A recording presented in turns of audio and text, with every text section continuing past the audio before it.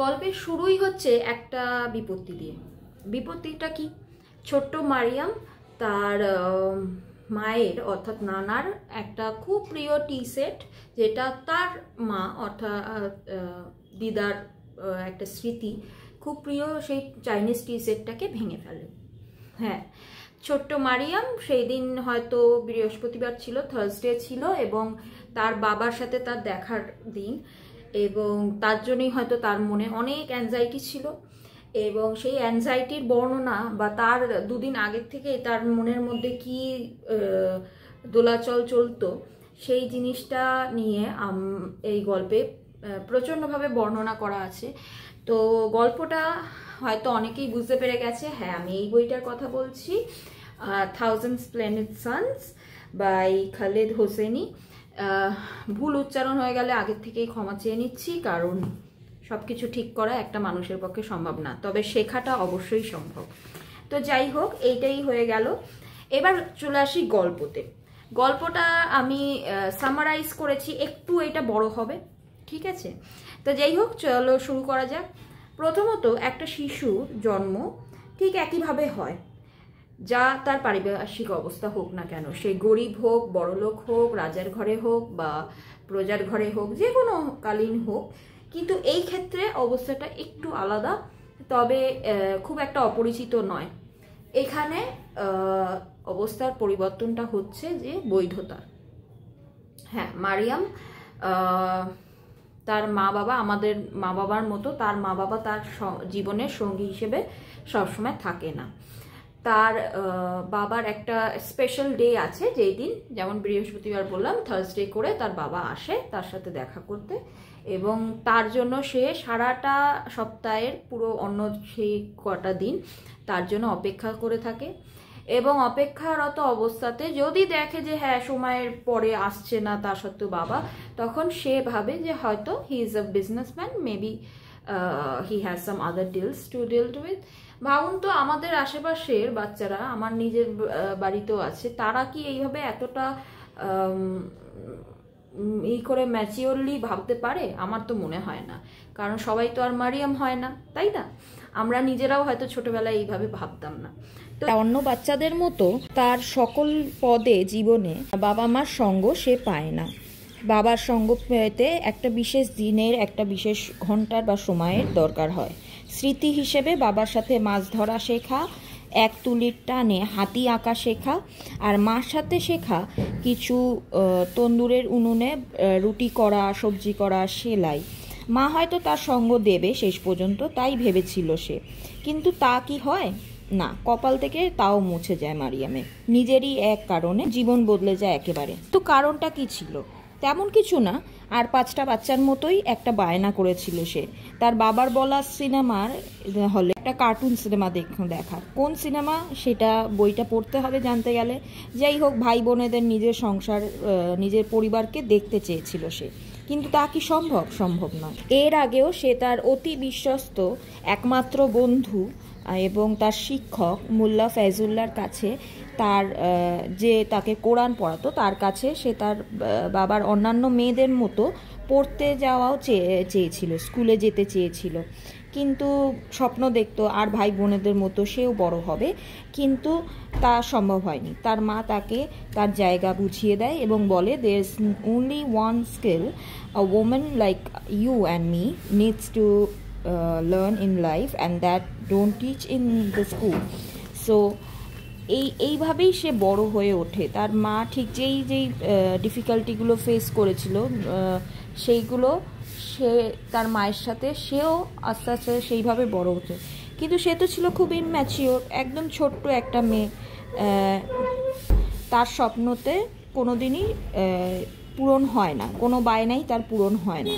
কিন্তু জন্মদিনের উপহার যখন পায়নি, বাবা কথা দিয়েও যখন আসে না তার, তখন কি হয়, সে নিজেই, ছোট্ট মারিয়াম, সে নিজেই একা একা চলে যায় বড়দের মতো হেরাতের দিকে। হ্যাঁ, হেরাত সেই শহর যেখানে তার পরিবার, জলিল খান অর্থাৎ তার বাবা। খুব ইন্টারেস্টিংলি এখানে গল্পতে বাবা শব্দটা কিন্তু উচ্চারণ হয়নি, একদম লাস্টের দিকে বলা যাবে না, ঠিক প্লটটা টুইস্টটাই চলে যাবে। তাহলে একদম শেষের দিকে যে সে কতটা অপারক বাবা হিসেবে এবং কেন করতে পারেনি, সেই জায়গাটাতেই শুধু বাবা শব্দটা উচ্চারিত হয়েছে। নয়তো বক্তা বা পুরো গল্প জুড়ে মারিয়াম নিজেও কখনো এই শব্দটা ব্যবহার করেনি, নানা শব্দটা ব্যবহার করেছে, কারণ সেই তার সঙ্গে ছিল। যতই রুডনেস বলো, যতই মানে মায়ের সেই কেয়ারিংটা কম থাকুক, কিন্তু তবুও সে সবসময় সত্যিটার দিকে ছিল। কিন্তু মারিয়াম একটা সময়, নিজের জীবনের একটা সময়ের আগে অবধি সেই সত্যিটা বুঝতে পারেনি। সে ভাবতো তার বাবাই তার সঙ্গে আছে এবং তাকে ভালোবাসে, সেটা সপ্তাহে একদিনই আসুক না কেন সে তার জন্য কেয়ার করে, তার মা নয়। যেই হোক, সে একা বেরিয়ে পড়ে হেরাতের রাস্তায় এবং তার সুন্দর পথ ঘাট ফোয়ারা দেখে মন ভরে যায় সেই ছোট্ট মারিয়ামের। কিন্তু তার মনে তার মায়ের কথাও আসে যে সে যেহেতু অবৈধ বলে তাকে সবাই বিচার করবে এবং চোখ বড় বড় করে এবং তাকে মেনে নেবে না, সবাই তাকে গালমন্দ করবে এবং কিছুতেই তাকে মেনে নেওয়া যাবে না। এর জন্যই সে সেখানে যেতে পারে না। কিন্তু তা সত্ত্বেও সে যায় তার বাপের ঘরে, কিন্তু ঠাঁই পায় কি না, ঠাঁই পায় না। জালিল খান পরের দিন তার এক কর্মচারীকে দিয়ে তাকে কলবাতে পাঠানো হয়। কিন্তু গিয়েও বা সে কী দেখে যে তার মা আর নেই। ঠিক যেই ভয়টা তার মা দেখিয়েছিল ঠিক তাই হয়েছে মারিয়ামের কপালে, এবং সে এখন সব দিক থেকে একা। তার বাবার আবার ফিরে আসে তার বাবার ঘরেই, যেই দুয়ারে তার একদিন ঠাঁই হয়নি এক রাত আগেই, সেই দুয়ারে আজকে তার ঠাঁই হয়। কিন্তু তাও বা কত দিনের জন্য, বেশি দিনের জন্য নয়, কারণ রাশিদ নামক এক ব্যক্তির সঙ্গে তার কাবুলে বিয়ে দেওয়ার কথা তার সৎ মায়েরা জানিয়ে দেয় এবং পুরো পরিবারই জানিয়ে দেয়। মারিয়াম শেষ চেষ্টা করে তার বাবার অর্থাৎ জালিল খানের কাছে প্রার্থনা করে, কিন্তু সেই প্রার্থনাও মঞ্জুর হয় না। অনিচ্ছা সত্ত্বেও তার থেকে অনেক বড় একজন তার জীবনসঙ্গী হিসেবে মেনে নিতেই হয়। কারণ ওই যে তার মা সারা জীবনের জন্য যে তার শত্রু ছিল বা তাকে সে ভুল বুঝেছিল, আজ সে তার কাছে নেই। এবং মারিয়াম প্রথম জীবনে বুঝতে পারে যে জালিল খান কিন্তু কোনোদিনই তাকে ঠিক আর পাঁচজনের মতো, ঠিক তার মায়ের মতোই তাকে একটা পোকা, একটা অবাঞ্ছিত বস্তু, অযাচিত বস্তুই মনে করত। যাই হোক, সে চলে যায় সেই বড় মানুষের সাথে, অর্থাৎ বড় মানুষ এখানে বলা হয়েছে যে তার একটা জুতোর দোকান আছে, জুতো তৈরির দোকান আছে, সেটা বড় মানুষদের জন্য, এবং সেইটা নিয়ে রাশিদ খানের খুব অহংকার। এইখানে গল্পে সেই তার একটা অহংকার অবশ্যই, এবং তার ক্যারেক্টারিস্টিক্স যে কেমন, তার চরিত্রটা ঠিক কেমন, সেটা আমরা আস্তে আস্তে ধরতে পারবো। তাকে কি আদৌ ভালোবাসা বা মেনে নেওয়া যায়, তার সাথে সম্পর্ক করা যায় কি না, সেটা আমরা দেখে নেব। কিন্তু এখানে দেখা যাচ্ছে যে একজন যেই মা তাকে ছিল তার সাথে সারা জীবন, তা ছাড়ার পর মারিয়াম ঠিক কোন জায়গায় পৌঁছায়। কয়েক বছর পর 7বার সে মা হতে পারে না। রাশিদ খানকে সে তার ছেলে, তার আগের স্ত্রীর ছেলে, যেও কিনা রাশিদ খানের বিফলতার কারণেই মারা যায়, সেই ছেলেকে আবার ফিরিয়ে আনতে পারে না। তখন মারিয়ামকে তার জায়গা, সংসারে তার জায়গা এবং স্বামীর কাছে তার জায়গা, যেটা বুঝিয়ে দেয় রাশিদ খান। সে আবার এইদিকে গল্পে আমাদের প্লট যেটা, সেইটা নিয়ে আমি খুব বিস্তারিত বলবো না, বইটা পড়লেই বোঝা যাবে যে যুদ্ধকালীন অবস্থা, অর্থাৎ মারিয়ামের জীবনেও যেমন যুদ্ধ চলছে, মারিয়ামের রাস্তায় ঘরের ভেতরেও যুদ্ধ চলছে, ঘরের বাইরেও যুদ্ধ চলছে। বিভিন্ন অত্যাচারের মধ্যে দিয়ে রাশিদ খানের চরিত্র এখানে বোঝানো যায়, কেন সে বিয়ে করেছিল এবং তাকে ঠিক কি না দিতে পারলে তার সে কিভাবে কাকে কি কনসিডার করে, সেই সব জিনিসগুলো আমরা জানতে পারি এখানে। অত্যাচারের বর্ণনা বিশেষ বলবো না, তবে একটা বলবো, কারণ এর সাথে বক্তা খুব সুন্দরভাবে মারিয়ামের ছোটোবেলার একটা খেলার খুব তুলনা করেছে। সেটা হচ্ছে, একবার কি হয়, রাশিদ তার খাবার খেতে আসে এবং খাবারটা তার মনে ধরে না, হয়তো তার জন্য বিভিন্ন অত্যাচার তো সে করতোই। শেষ একদিন কি করে, সে বাইরে বেরোয় এবং কিছু নুড়ি পাথর এনে তার মুখে গুজে দেয়। সে নানার অবর্তমানে প্রায়শই কি করত, যে কোলবার বাইরে যেত এবং পড়ে থাকা নুড়ি পাথরকে এক এক করে এক একটা লাইনে বসাতো। কোনো লাইনে 4টে নুড়ি, কোনো লাইনে একটা নুড়ি, এইভাবে বসিয়ে, এবং শেষ লাইনটায় তার একটা নুড়ি আলাদা করে রাখা হতো। এইটা কিভাবে রিপ্রেজেন্ট করেছে লেখক, যে 10টা পাথরকে দিয়ে এক লাইনে প্রত্যেকটা ইসে 10টা পাথর থাকতো টোটাল, আর একটা লাইনে একটা আলাদা করে পাথর থাকতো। এইটা কেমন রিপ্রেজেন্টেশন, যে ওই যে একটা পাথর সেটা হচ্ছে মারিয়াম নিজে তার মায়ের সাথে আলাদা রয়েছে, আর বাদ বাকি রয়েতে তার যে সৎ মায়েদের, যে তাদের যে ভাই বোন নিজের পরিবার মনে করতো, তাদের ভাই বোনেরা তাদের মায়ের সন্তান হিসেবে কারোর লাইনে 4 জন, কারোর লাইনে 3 জন এইভাবে ছিল। এইটা ছিল তার খেলা। সেই নুড়ি পাথরই কীভাবে তার জীবনে আসে, এইটা একটা স্বতন্ত্রভাবে যে দুটো যে ঘটনাকে লেখক তুলে ধরেছে, এটা আমার খুব ভালো লেগেছিল। তার জন্যই এইটা এখানে গল্পেতে বলা। আমি সব কথা বলছি না, কারণ আমি চাই বইটা পড়ুক, যারা এখনও পড়েনি তারা অতি অবশ্যই পড়ুক। এবং আমার ভিডিও বানানোর টার্গেটই হচ্ছে ওটা, যে লোককে পড়তে বাধ্য করা। যাই হোক, এইটা তো চলে যায়। এবার আস্তে আস্তে সময় আসে, কথা হবে এবার তার প্রতিবেশী পরিবার এবং হাকিম, এই দুজনের দাম্পত্য জীবন হিসেবে। এবার এরা সম্পর্কিত হয়, রশিদেরই সম্পর্কিত একজন, কিন্তু তাদের সাথে ভালো সম্পর্ক নেই, কারণ হাকিম হচ্ছে একটু আলাদা ধরনের মানুষ। সে কিছুটা মডার্ন, তার স্ত্রীকে সে ভালো মতো রাখে, এবং রশিদ এইদিকে মারিয়ামকে তার আইনের নিয়মের বেড়াজালে আটকে রেখেছে। সে অন্য ধরনের মানুষ, সে মডার্ন তো নয় একদমই, মানে সে মনে করে যে সে হচ্ছে গিয়ে একদম রাজা এবং অন্যরা তার আন্ডারে থাকবে। তো ওনারশিপের একটা ব্যাপার আছে এখানে। যাই হোক, ফারিবা এবার স্বাধীন সঙ্গী হিসেবে সে নিজেকে বেছে নিয়েছে, এবং সে খুবই ভালো আছে, তার সম্মান আছে তার স্বামীর কাছে। এবং তার বোধহয় কারণ কারিবা ওই পাথরকুচির লাইনের বাইরে থাকা একটা পাথরের মতো নয়, কারণ সে তার বাবা মার বৈধ সন্তান, এবং সে তার জীবনসঙ্গী হিসেবে একজন ভালো মানুষকে পেয়েছে। এই জন্য সে মারিয়ামের সাথে তার অনেকটাই ডিফারেন্স, তার অনেকটাই আলাদা। কোনো পরিস্থিতিতে হাকিম তার সাথে তাকে সাহায্যে থাকে। এইবার ফারিবা এত সুন্দর সংসার থাকতো, একটা সময় পরে গল্পে আসে যে এখানে দুজনের জীবনই দেখানো হয়েছে, একটা ফারিবার আর একটা মারিয়ামের। এরপর আরেকটা চরিত্র আসবে যেটা কিনা খুব ইম্পর্টেন্ট, সেটার জন্য গল্পটা পুরোপুরি শুনুন। একটা সময় ফারিবা কি হয়, শয্যাশায়ী হয়, কারণ তার ছেলেরা, তার নয়নমণি, সেই ছেলেরা গেছে যুদ্ধে অংশগ্রহণ করতে, তার বাবার প্ররোচনায়, অবশ্যই তার বাবার ইচ্ছেতে। এবং এখানে এমন একটা অনুভব করবে যেখানে পরিবারের একজন বা কিছুজন এতটাই মূল্যবান হয়ে যায় যে তার বাকিরা মূল্যহীন হয়ে যায়। এবং এখানে কে মূল্যহীন? তার মেয়ে, অর্থাৎ লেলা। হ্যাঁ, 2 ছেলে যুদ্ধে যাওয়ার পর লেলা নিজেই তার সংসার টানছে এবং স্কুলেও যাচ্ছে। সঙ্গী হিসেবে পেয়েছে তার বাবা এবং শিক্ষকও, এবং জিট্টি ও হাসিনাও, এই দুজনও তার বন্ধু হিসেবে, তার সহপাঠী হিসেবে ছিল। আর একজন খুব কাছের মানুষ হচ্ছে তারিফ।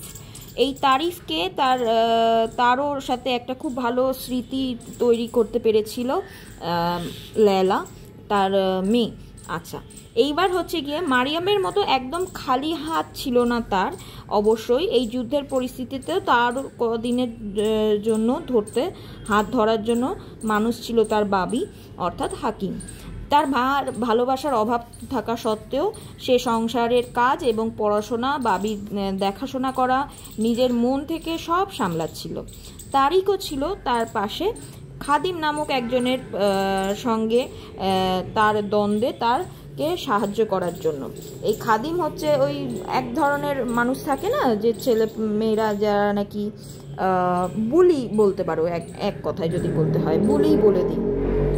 কিন্তু এখানে বাইরের যুদ্ধ যেটা ওদের দেশে তখন চলছিল, সেই যুদ্ধ কেড়ে নেয় লেলা থেকে। প্রথমেই কেড়ে নেয় 2 ভাইকে, এবং ছেড়ে যেতে হয় তারিফকেও তার পরিবারের জন্য। তারিফও এক সময় তার পরিবারের জন্য তাকে ছেড়ে চলে যায়। অবুজ মামি পড়ে থাকে অন্যায়ের জন্য, এবং বাবিও পড়ে থাকে, যদিও তার মনে আশা ছিল যে তার বাইরে কোথাও গিয়ে সে তার জীবনে আস্তে আস্তে এগোবে, তারা হয়তো একটা রেস্টুরেন্ট খুলবে এবং তাদের যে সংস্কৃতি, যে কালচার, সেইগুলো অন্য দেশে ছড়াবে। কিন্তু সেই ইচ্ছে কি পূরণ হয় তা আমরা জানবো আস্তে আস্তে। যাই হোক, মেয়ে আর সঙ্গে থাকে তার মেয়ে, অর্থাৎ হাকিমের চরিত্রে এখানে দেখা যাচ্ছে যে সে নির্বিরোধী মানুষ, তার মনে জোর ভালো কিছু করার ইচ্ছে আছে, কিন্তু সে অতটা ফিজিক্যাল ফাইটে, মানে ওই কথায় কথায় অনেকে উঠে পড়ে না লড়ার জন্য, সেই রকম মানুষ নয়। যদিও সে বিশ্বাসী এবং ভালো মানুষ, একমাত্র পূজ্য হচ্ছে তার পড়াশোনা। সে পড়াশোনায় বিশ্বাসী, সে শিক্ষায় বিশ্বাসী, শেখাতে বিশ্বাসী এবং শিখতে বিশ্বাসী। এবং এই ধরনের মানুষরা কিন্তু খুব হিরোইজম না দেখাতে পারলেও তার কিন্তু একটা চরিত্রের খুব ভালো একটা দিক আমরা দেখতে পেরেছি। এবং তার বড় একটা ইচ্ছে হচ্ছে তার মেয়েকে সে পড়াশোনা করাবে, তার মেয়ে একটা বড় কিছু হবে। আর 5টা দেশের আর 5টা পুরুষের মতো সে নয়। যাই হোক, এইটা একটা খুব ভালো দিক। কিন্তু তার মেয়ে ঠিক কী হতে পেরেছিল সেটা হচ্ছে দেখার। এবার তার ইচ্ছেও আমরা বলে দিয়েছি যে বাইরের দিকে গিয়ে তার ইচ্ছে ছিল আরও বাঁচার, আরও বড় কিছু করার। কিন্তু তার স্ত্রী ফারিবাকে তা বলা সত্ত্বেও হাকিমের কথায় সে মানে না। যখন তার 2 সন্তান মারা যায় এবং সমস্ত কিছু শেষের দিকে, যখন সে প্রায় মন মরা হয়ে লাস্ট অবধি বাঁচার চেষ্টা করে, আচ্ছা ঠিক আছে এবার চলো বাইরে যাওয়া যাক, যদি চেষ্টা করা যাক একবার বাঁচার, কিন্তু সেই সময়টা কি আর থাকে? সময়টা একটু দেরি হয়ে যায়। তো যুদ্ধ শেষ পর্যন্ত তার বাবা মাকেও কেড়ে নেয় তার এক কানের শ্রবণ শক্তিকে, এবং পড়ে থাকে একটা ঘায়েল হওয়া লেয়লা। এবং এই লেয়লার সাথে সাথে পড়েছিল তো ওই মারিয়ামও, সেই ছোট্ট মারিয়াম যার কিনা গল্প প্রথম থেকে আমরা শুনে এলাম। এবং এই দুজন প্রায় 20 বছর পর এক খুঁটি হিসেবে লেয়লাকে সে পায়। কিন্তু সেখানেও প্রথমে তাদের মনোমালিন্য ছিল। এই দুজন মেয়ের মধ্যেও একটা মনোমালিন্য শুরু হয়, কারণ লেয়লা এমনই একটা পরিস্থিতির শিকার হয় যেখানে তাকে রাশিদকে, অর্থাৎ মারিয়ামের স্বামীকে বিয়ে করতে হয়। এবং রাশিদও তার প্রায় বাবারই বয়সী। লেয়লার চেয়েও তারিকের কাছে সে যেতে পারে না, কারণ একজনের থেকে সে জানতে পারে যে তার কাছে এসছিল একজন ক্যারেক্টার। সেই ক্যারেক্টারটা বলে যে তারিফ তার বাবা মা সহ যেই লরিতে ছিল সে পুরো একদম ছাই হয়ে যায়, এবং তার পক্ষে এবং লেয়লার এমন এক অবস্থা যেখানে সে একা বাঁচতে পারবে না, তার সম্ভব। সুতরাং মারিয়ামের স্বামী অর্থাৎ রাশিদকে তাকে বিয়ে করতে হয়, এবং তার বাবার যে সব আশা আকাঙ্ক্ষা, তার মেয়ে যে বড় হবে, কিছু করবে দেশের জন্য, সেই সমস্ত কিছু জলাঞ্জলি চলে যায়। ওই যে বলে না, চাষির আশাই থেকে যায়। হয়ে থাকে আহত অনাথা লেয়লা এবং তার বাঁচার তাগিদ, কারণ তার এখন শুধু বাঁচা তার নিজের জীবন নয়, তার সাথে আরেকটা জীবনও জড়িয়ে আছে। এর মধ্যে তাদের মধ্যে একটা বন্ধুত্বের, প্রথমে যেই মনোমালিন্যটা ছিল 2 মেয়ের মধ্যে, সেটা আস্তে আস্তে একটা বন্ধুত্বের ব্রিজ গড়ে ওঠে তাদের দুজনের মধ্যে। এবং সেই ব্রিজটা তৈরি হয় আজিজার থেকে। ওই যে বললাম যে আরেকটা জীবন তার সাথে জড়িয়ে গেছিল লেয়লার, সেই জীবনটাই হচ্ছে আজিজা, অর্থাৎ লেয়লার সন্তান, তার মেয়ে। সে দুজনের, মারিয়াম এবং লেয়লার মধ্যে একটা বন্ধুত্ব তৈরি করে। আজিজাও হয়তো মারিয়ামের মতোই ছিল বলে তার মারিয়ামের প্রতি, সংসারে আর বাকি জনের মারিয়ামের প্রতি যেই অনিচ্ছা, যেই অবহেলা ছিল, ছোটবেলা থেকে মারিয়াম যা দেখে বড় হয়েছিল, সেই অবহেলাটা কিন্তু আজিজার থেকে সে পায়নি, বরঞ্চ উল্টোটাই পেয়েছে। সব থেকে ভালোবাসার দিকটাই সে পেয়েছে। এবং মারিয়ামের সাথে লেয়লার একটা ভালো সম্পর্ক গড়ে ওঠে, কারণ লেয়লাও কোথাও না কোথাও জীবনে প্রথমবার তার জন্য দাঁড়িয়েছিল, তাকে অত্যাচারের হাত থেকে, রাশিদের অত্যাচারের হাত থেকে সে বাঁচিয়েছিল। কিন্তু সেও বা কতদিন? লেয়লা কি ওই ঐতিহ্যশালী গাড়িটা হয়েই থাকতে পেরেছে? না। রাশিদের জীবনে রাশিদের প্রয়োজন মেটাতে না পারলেই তারা আস্তে আস্তে ছোট এবং ওই পুরনো গাড়িটাতেই পরিণত হয়। ঠিক তার প্রথম স্ত্রীও হয়েছিল, তার সন্তানও তার কাছে থাকেনি। লেয়লাও তার জীবনে, মারিয়ামও তার জীবনে এসে সেই ঐতিহ্যশালী গাড়িটা হয়ে থাকতে পারেনি, এবং এখন লেয়লাও তার আজিজাকে জন্ম দেওয়ার পর তার ছেলে না হওয়াতে সে কিন্তু সেই পুরনো গাড়িতেই পরিণত হয়। যাই হোক, এইভাবে যুদ্ধ চলে এবং প্রায় 20 বছর ধরে একটা খুঁটি পাওয়া যায়, একে অপরকে মারিয়াম এবং লেলা একে অপরকে ধরে বেঁচে থাকে এবং আজিজার ভাই এর জন্ম হয়, যার নাম দেওয়া হয় জালমাই। ঠিক আছে, সে অনেকটাই রাশিদের মতো এবং তার বাবার কাছের খুব প্রিয় একজন মানুষ। কিন্তু রাশিদ হচ্ছে এমন একটা মানুষ যার কাছে প্রিয় থাকার জন্য তার পুরোপুরি বর্ষতা মেনে নিতে হয় এবং একটুখানি ভুলও তার নিজের সন্তানকে মেরে ফেলতে বা তাকে খুব বেশিভাবে আঘাত করতে পিছপা হাঁটতে দেয় না। রাশিদ এমনই একজন মানুষ, তারও পরিস্থিতি আমরা জানতে পারবো আস্তে আস্তে। এবার আসে যুদ্ধ পরিস্থিতির এমন একটা সময় যখন ঘরে আসে অভাব এবং তাদের দোকানও জ্বলে যায়। রাশিদ এবার সারাদিন ঘরে, বাইরের পরাধীনতার নিয়মের বোঝা তো ছিলই, ঘরের ভেতরের কথা তো অলরেডি আমরা অনেকটাই বলে ফেলেছি। আচ্ছা, এর মধ্যে তারা সমাধান হিসেবে পায় যে তার মেয়ে আজিজাকে আশ্রমে যেতে হবে এবং সেখানেই শেষ পর্যন্ত পাঠানো হয়। মারিয়াম একবার চেষ্টাও করে তার বাবার সাথে অর্থাৎ জালিল খানের সাথে কথা বলার, কিন্তু সেখানে জানা যায় যে জালিল খান বেশ আগেই মারা গেছে এবং তার পরিবারেরও এখন সদস্যরা সব আলাদা হয়ে গেছে। সেখানে আর সাহায্য পায় না, আজিজাকে শেষ পর্যন্ত আশ্রমেই পাঠানো হয়।